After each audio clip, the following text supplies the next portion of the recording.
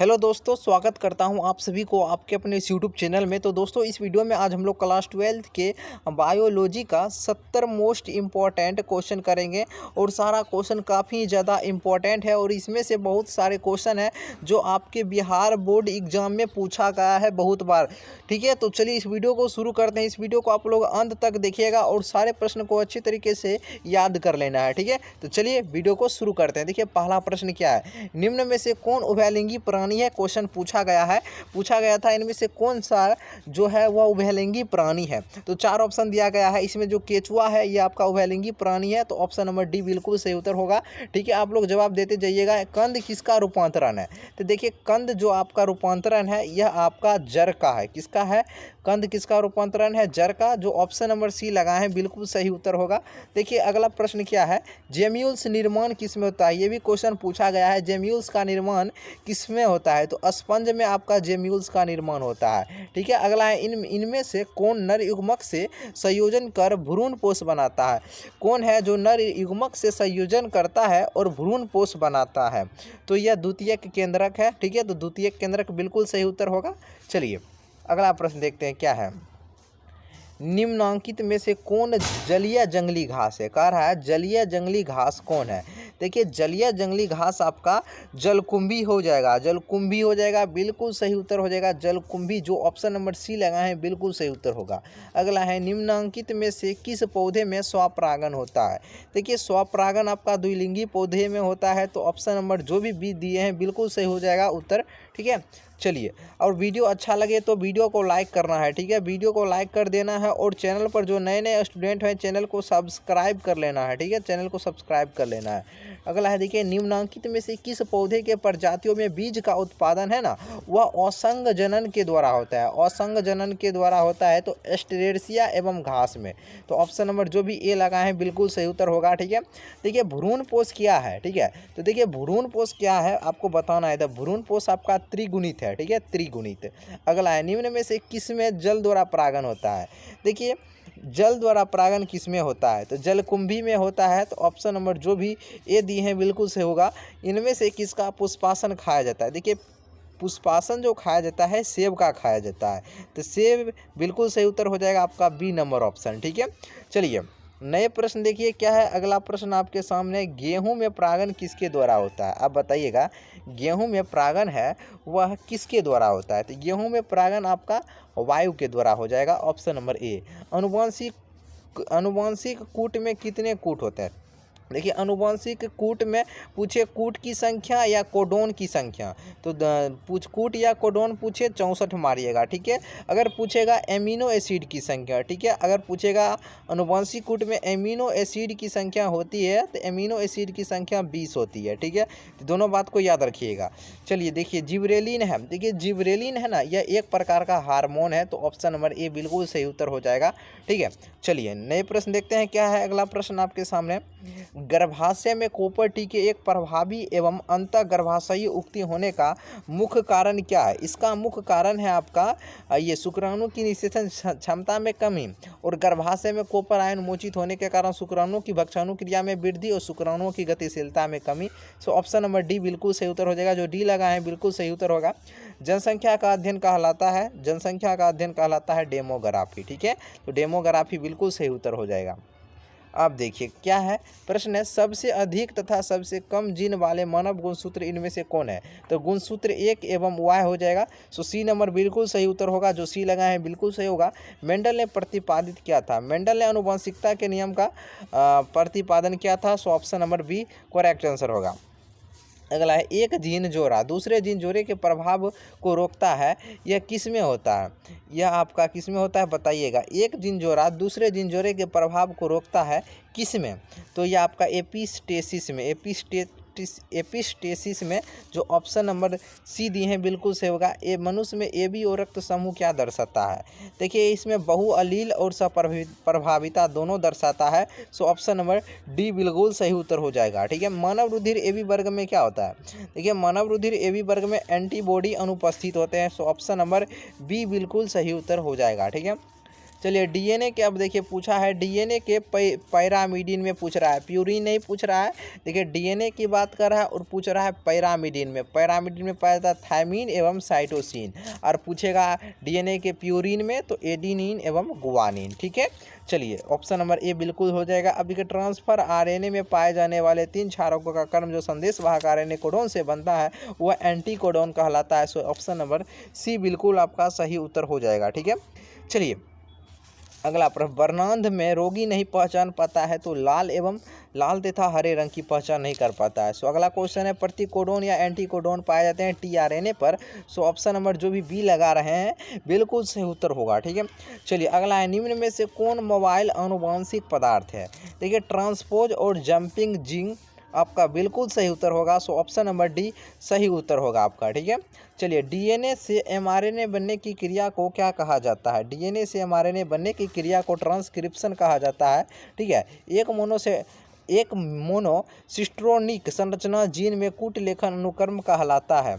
यह क्या कहलाता है, व्यक्तिक कहलाता है। ठीक है, सो ऑप्शन नंबर जो भी बी दिए हैं बिल्कुल सही उत्तर होगा आपका। ठीक है, चलिए अगले प्रश्न की ओर बढ़ते हैं। देखिए क्या है, ड्रायोफिथिकस इनमें किसके अधिक समान थे, तो ऐप के सब अधिक समान थे।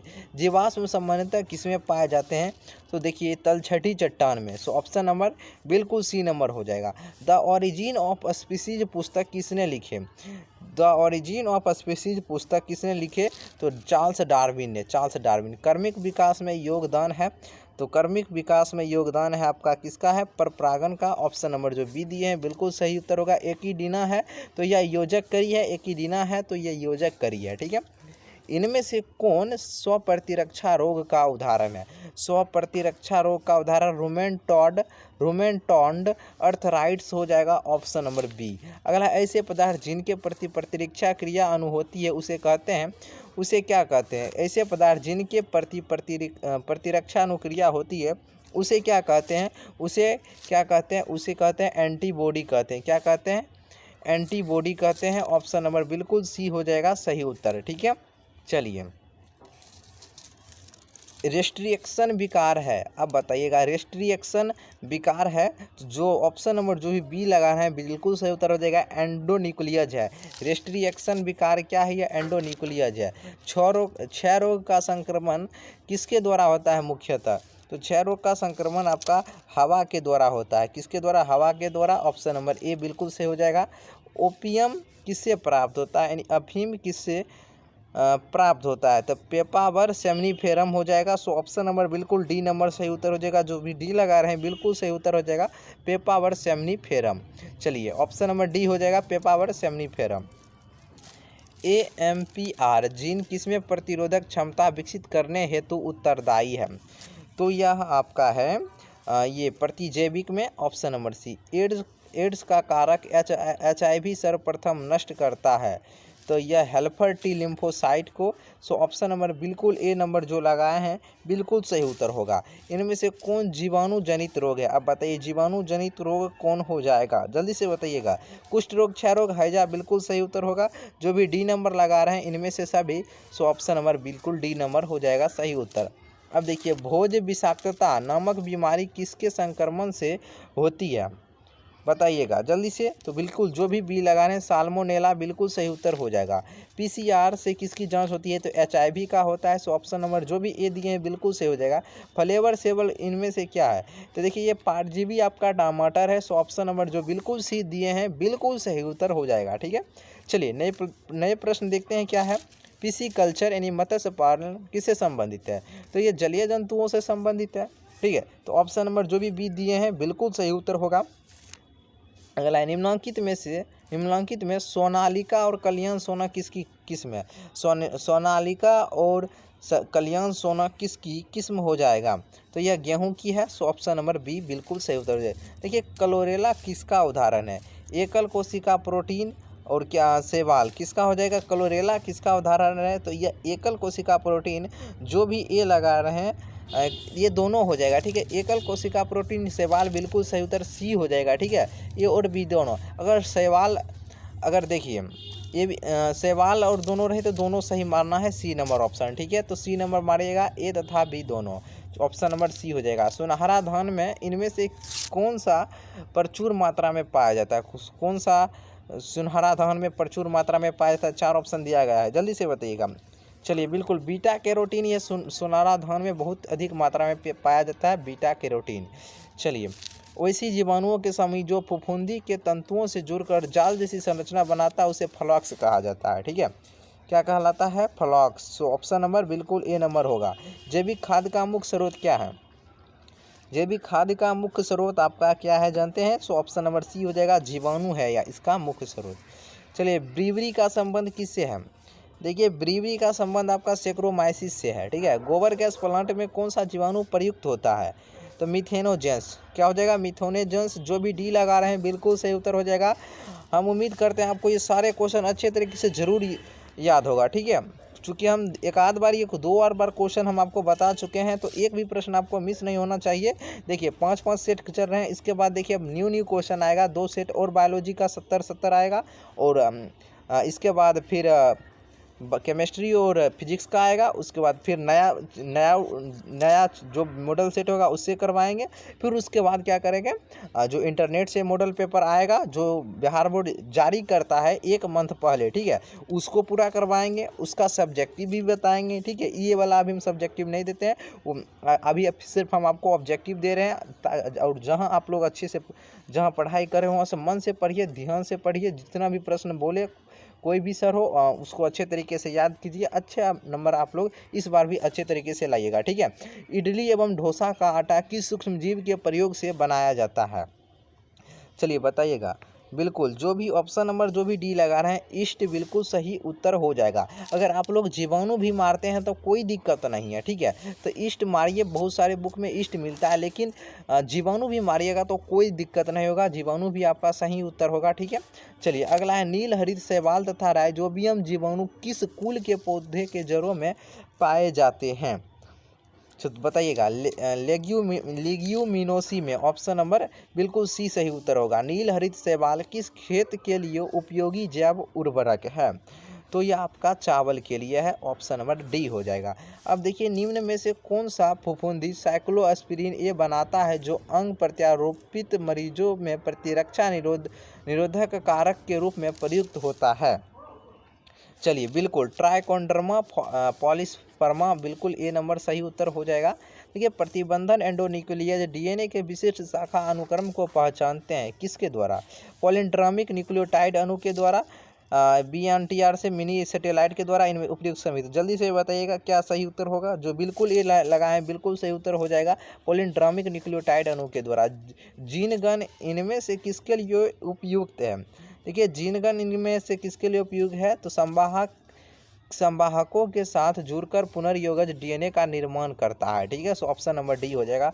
ट्रांसजेनिक चूहों या मूसों का प्रयोग किसके लिए कर सकते हैं? वैक्सीन के सुरक्षात्मक जांच के लिए कर सकते हैं। काफ़ी इंपॉर्टेंट है, याद रखिएगा। ठीक है, चलिए अगला प्रश्न की ओर बढ़ते हैं। देखिए, अगला प्रश्न क्या है, इनमें से कौन डीएनए कृंतीकरण में वाहक नहीं है? डीएनए कृंतीकरण में वाहक अभिव्यक्ति वाहक हो जाएगा। मॉस का पौधा शुष्क वातावरण में अपना जीवन चक्र पूरा नहीं कर सकता है, क्योंकि वहाँ पानी की कमी रहता है। ठीक है, पानी के कमी के कारण। चलिए अगला, नए प्रजातियों के निर्माण का मुख्य कारण आपका उत्परिवर्तन है। ठीक है, उत्परिवर्तन। चलिए, बी नंबर जो लगा है बिल्कुल सही उत्तर हो जाएगा। निम्न में से कौन आहार श्रृंखला का सही क्रम है? देखिए, घास, बकरी, शेर, बिल्कुल सही उत्तर होगा। ठीक है, चलिए बी जो लग रहा है बिल्कुल सही उत्तर हो जाएगा, घास, बकरी और शेर। द्वितीयक उत्पादकता से संबंधित कौन है? द्वितीयक उत्पादकता से संबंधित आपका है कौन है? शाकाहारी हो जाएगा। ठीक है, द्वितीयक उत्पादकता से संबंधित है तो शाकाहारी।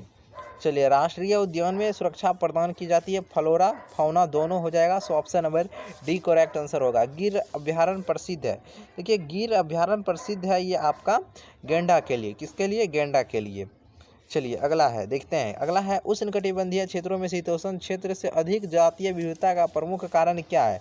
देखिए, उष्णकटिबंधीय क्षेत्र में शीतोष्ण क्षेत्र की तरह बार बार हिमनदन नहीं होता है। ठीक है, उष्णकटिबंधीय पर्यावरण निकेत विष्टीकरण को प्रोत्साहित करता है। ठीक है, और यह क्या करता है, अधिक सौर ऊर्जा उपलब्ध होने से उत्पादन अधिक होता है उष्णकटिबंधीय क्षेत्रों में। सो ऑप्शन नंबर बिल्कुल डी नंबर आपका बिल्कुल सही उत्तर है। ये प्रमुख कारण ये तीनों है। ठीक है, तुम 2 नंबर में भी पूछ सकता है, याद रख लीजिएगा। वायुमंडल के निचले भाग से शिखर तक वायु स्तंभ में ओजोन की मोटाई किस इकाई से मापी जाती है? तो जो भी ए लगा रहे हैं डाबसन इकाई, सो बिल्कुल आपका सही उत्तर होगा। ठीक है, निम्नलिखित में से कौन सी एक गैस है जो ग्रीन हाउस गैस नहीं है?